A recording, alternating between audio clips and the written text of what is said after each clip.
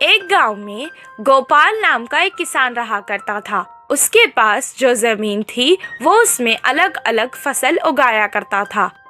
उसके पास एक बैल थी जिससे वो खेत में हल चलाता था और बैलगाड़ी में कभी कभी बांध देता था। बैल सारा दिन काम करके थक जाता था।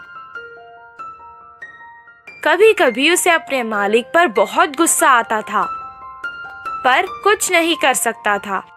वो सोचता था कि एक दिन उसका भी समय बदलेगा। एक दिन अचानक उसके मालिक ने अपने साथ शहर से एक गधा खरीद के ले आए और बैल के साथ उसे भी बांध दिया। गधा बैल के साथ बात करके दोस्ती करना चाहता था। वो उससे कहने लगा, हमारे मालिक तुम्हें अच्छे से देखते हैं।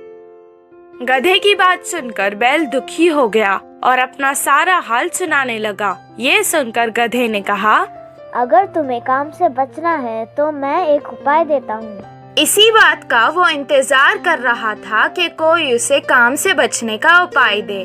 तुम खाना पीना छोड़ दो और बीमार होने का नाटक करो। इससे मालिक तुम्हें कोई काम नहीं देंगे।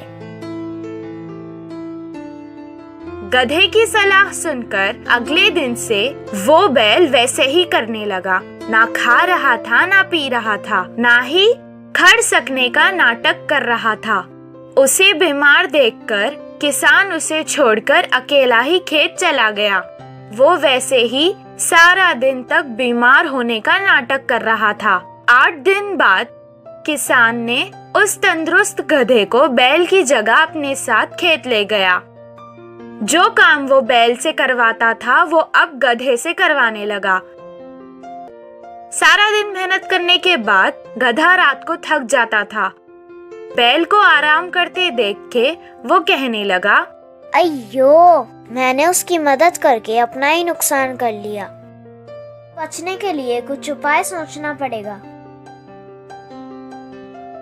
सारी रात वो यही सोचता रहा। सुबह जब वो बैल के पास गया तो उससे कहने लगा कि तुम्हें देखकर मुझे बहुत अफसोस हो रहा है। तुमसे आजकल कुछ काम नहीं होने के कारण तुम हमारे मालिक पर बोझ बनते जा रहे हो। मैंने कल मालिक को बात करते सुना था कि वो तुम्हें अब पशुशाला बेच रहे हैं।